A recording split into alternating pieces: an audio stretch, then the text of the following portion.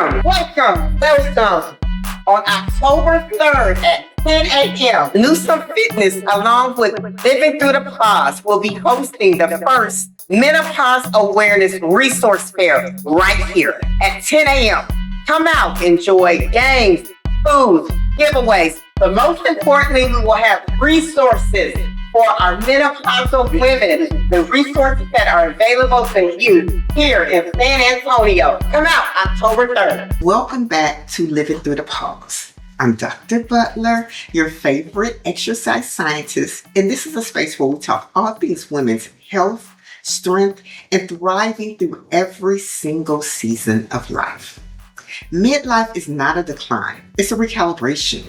And the way we eat becomes one of the most powerful levers we have to protect muscles, stabilize hormones, support metabolism, and feel strong in our bodies again. In this episode, we're breaking down exactly what women in their 40s, 50s, 60s, and beyond should prioritize on their plate. You'll learn why protein becomes non-negotiable, how to spot processed foods that work against your goals, and how to read a nutrition label with confidence instead of confusion. This is practical, science-backed guidance you can use today, whether you're navigating perimenopause, menopause, post-menopause, or simply stepping into a new season of strength. Hormones are the body's chemical messengers, and they set the tone for everything. How we burn energy, how our hunger cues show up, how well our body repairs and rebuilds itself. So when those key hormones start to shift, whether it's from the natural reproductive transition, aging, stress, or changes in metabolic health, our baseline physiology recalibrates. And the first place we feel it are the big three: metabolism, appetite, and recovery. Metabolism is driven by a network of hormonal signals that determine our resting burn rate, how much heat our body produces, and whether the fuel we eat is used for energy or stored as fat. Our thyroid functions as the body's metabolic thermostat. When levels drop, mitochondrial activity, which is the process of our cells turning fuel into energy, it starts to slow down, and our baseline energy burn follows. When levels rise, our system turns up the heat, increasing oxygen use and overall metabolic output. Estrogen is one of the body's strongest metabolic regulators. It keeps insulin sensitivity high. It burns carbohydrates more effectively during exercise. And it supports healthier patterns of fat distribution. So when estrogen drops during the menopausal stages, the metabolic picture shifts. Resting energy estrogen dips. Fuel is handled differently, and the body becomes more likely to store fat in the midsection. Chronic elevated cortisol keeps the body in a constant fuel mobilization state. It drives glucogenesis, the process of pulling glucose from non-carbohydrate sources, and pushes the body towards storing fat, especially deep visceral fat around the abdominal. At the same time, high cortisol dampens thyroid signaling, slowing metabolic output and energy burn. Appetite is regulated by a constant conversation between our gut, our fat, and the brain. Hunger-stimulating hormones and satiety-signaling hormones work together to tell the accurate nucleus, which is the appetite control center in the brain, when to seek food and when we've had enough. Estrogen generally helps keep that appetite in check, while progesterone tends to override the estrogen satiety signals. That's why in the mid to late luteal phase of one's menstrual cycle, estrogen is higher, and women notice a slight bump in the resting metabolism rate, along with increasing hungers and cravings. Hormones shape how well our body recovers from workout, stress, inflammation, and everyday wear and tear. Recovery isn't just about rest. It's a coordinated process of repairing tissues, reducing inflammation, restoring energy, and recalibrating the nervous system. Estrogen, progesterone, testosterone, cortisol, and thyroid hormones all influence how quickly tissue repair, how much inflammation we carry, and how well we sleep, how effectively our body restores energy. When estrogen and progesterone are stable, recovery is smooth. We have better blood flow, less soreness, stronger muscle repair, and a deeper sleep. Testosterone supports muscle building and tissue repair, while thyroid hormones keep our cellular energy production running efficiently. But when those hormones fluctuate or decline, as they naturally do in midlife, recovery slows down. We often notice more soreness, stiff joint stiffness, disrupted sleep, higher inflammation, and a less bounce back afterwards. Elevated cortisol from chronic stress can further delay healing by breaking down muscle, increasing inflammation, and interfering with the thyroid signaling. This is why midlife recovery thrives on protein, strength training, stress regulation, quality sleep, and nutrition-dense foods. They help counterbalance hormonal shifts and keeps our bodies resilient. At Tina's Corner, we do a multitude of things. We customize gift baskets to your liking. If you, for any occasion, any event, we pretty much customize a gift basket for you. At Tina's Corner, we coordinate fundraising events. So if you're looking to coordinate a fundraiser, host any fundraiser that you're looking for. If I can't, I know pretty much someone that can. At Tina's Corner, I also do Such a Locks. So that business is titled Morning Dew Natural Hair Care. That's Morning Dew Natural Hair Care. If you're looking for to get your sister locks maintained, I can do that as well. So look me up on tinascornermore.com. During the menopausal stages, falling estrogen levels reshape the entire metabolic landscape, muscle density, bone strength, appetite, and how efficiently the body burns fuel all begins to shift. Protein becomes non-negotiable anchor during this transition because it directly supports muscle metabolism, tissue repair that estrogen used to help maintain. Protein helps to stimulate muscle protein synthesis to preserve lean body mass and retain physical function. When our estrogen drops, we lose muscle mass and strength at an accelerated rate. Bone tissue is nearly 50% protein by volume.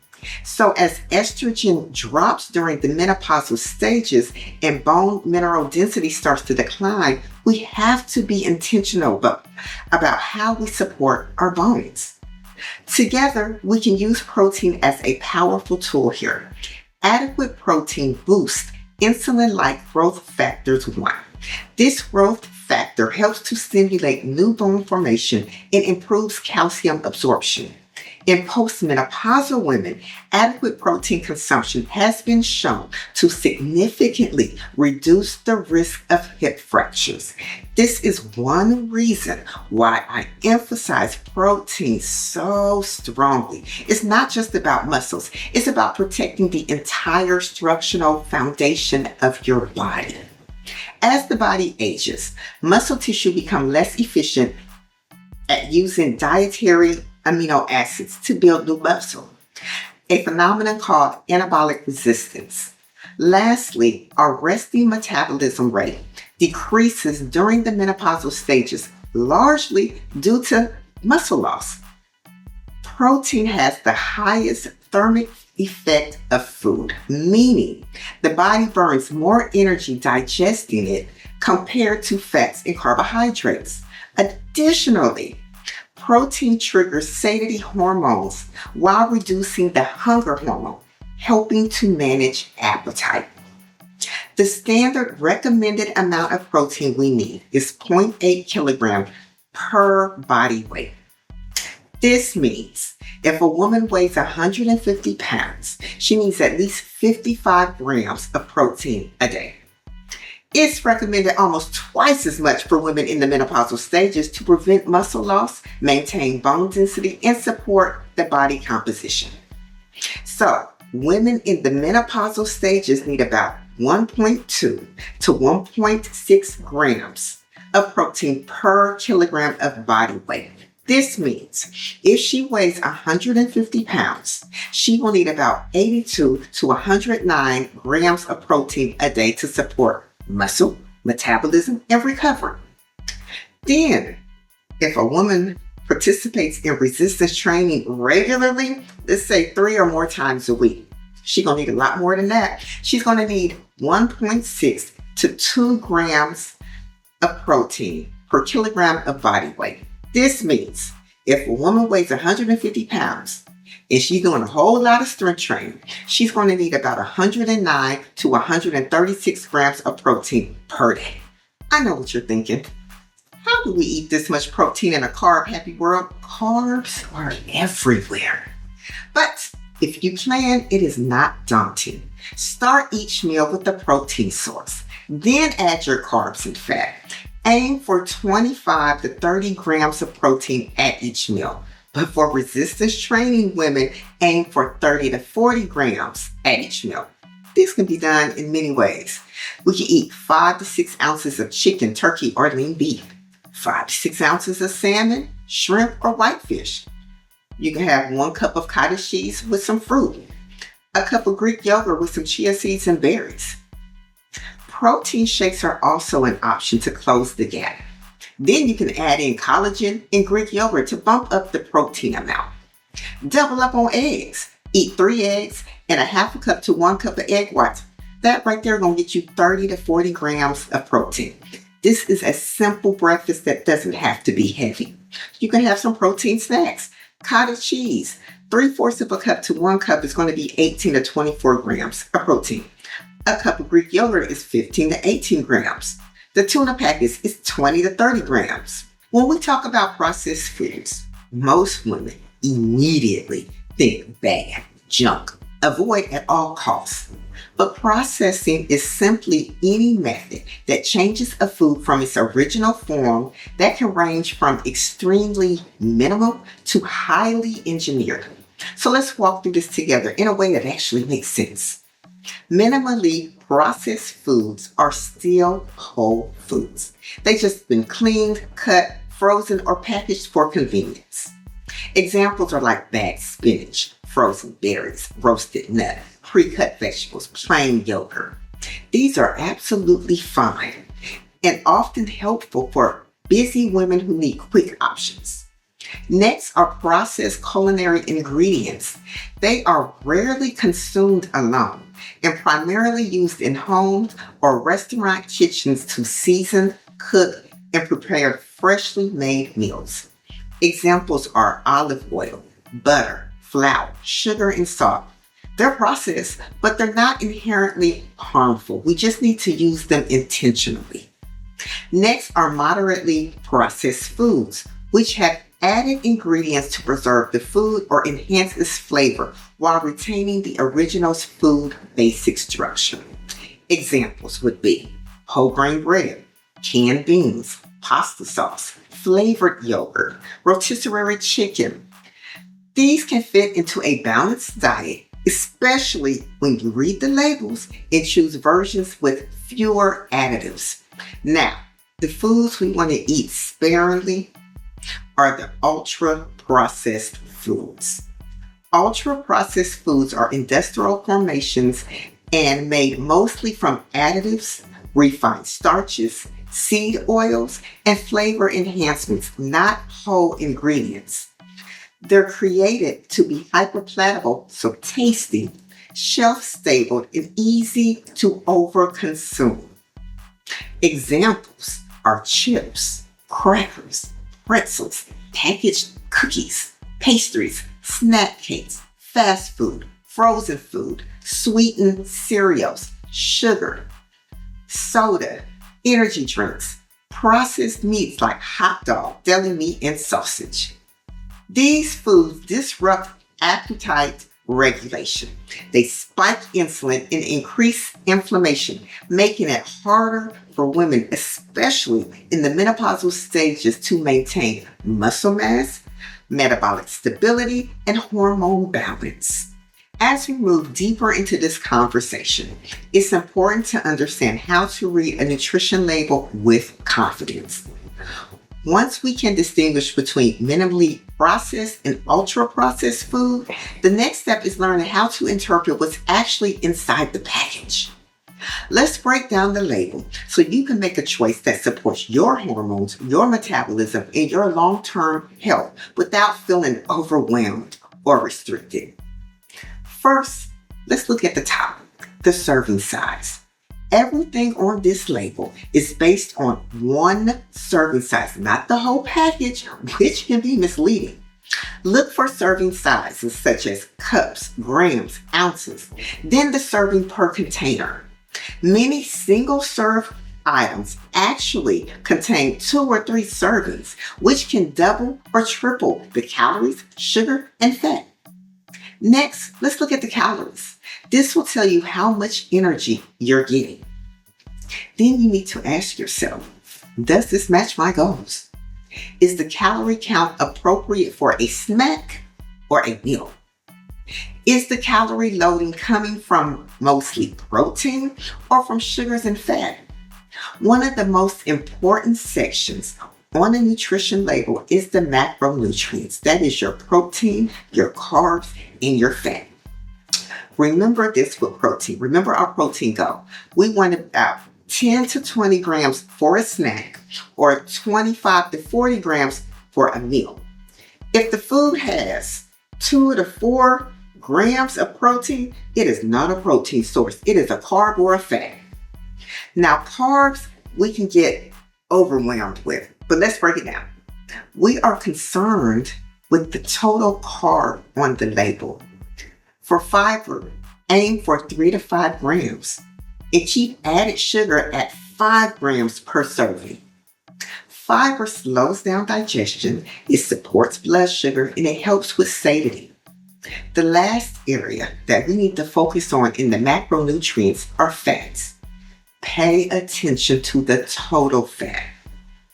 So when we're looking at saturated fat, we want no more than 20 grams a day or no more than 10% of your daily calories. I want you to avoid trans fat. Healthy fats are fine, but we want to avoid overloading foods with saturated and trans fat. Small amounts of saturated fat are found in butter, cheese, eggs, yogurt, and lean meats. But foods like bacon and pastries, they high in saturated fat. Now, trans fat is a whole completely different story. They are not good for us at all. And they are strongly linked to inflammation, insulin resistance, and cardiovascular disease. To recognize trans fat, look for partially hydrogenated oils on the ingredient list. Foods high in trans fat are packaged pastries, fried food, shelf-stable snacks, and margarine. Even a small amount can negatively impact metabolic and cardiovascular health. Next, we need to pay attention to the ingredient list. The ingredient list, look for a short ingredient list. We want whole foods and recognizable items. The first 3 ingredients are going to make up most of the product. Red flags. We got high fructose corn syrup, hydrogenated oils, artificial dyes, and long chemical names we can't even pronounce. If the ingredient list reads like a science experiment, it's ultra processed. The last thing we need to pay attention is the daily percent values. This helps us to understand whether the food is high or low in certain nutrients. If it's 5% or less, it's considered low. If it's 20% or more, it's considered high. These are the items I want you to check for the percent daily values. We want to check sodium. We want to check fiber. We want to check calcium. We want to check iron and added sugars. When reading a nutrition label, we're looking for protein first. We're looking at the fiber second. We're looking at low added sugars.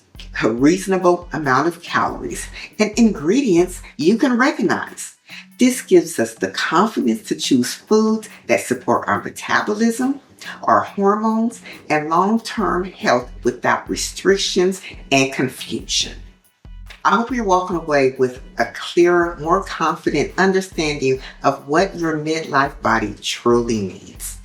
This season isn't about restriction or perfection. It's about fueling yourself in a way that supports strength, steadiness, and long-term health.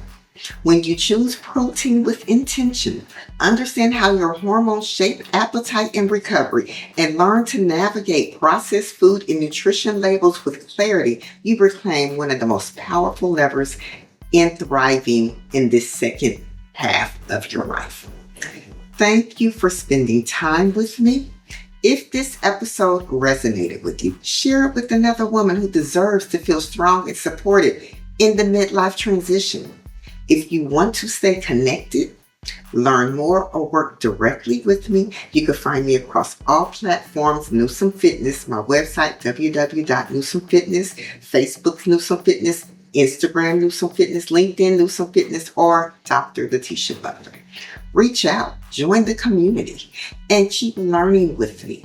We're in this together, thriving, evolving, and rising to every pause. Don't forget about my Menopause Awareness Resource Fair on October 3rd at Chicken and Pickle. Registration is open for attendees, sponsors, and vendors. I would love your support. Thank you again, and I'll see you in the next episode. And as always, keep living through the pause with power, purpose, and a whole lot of grace.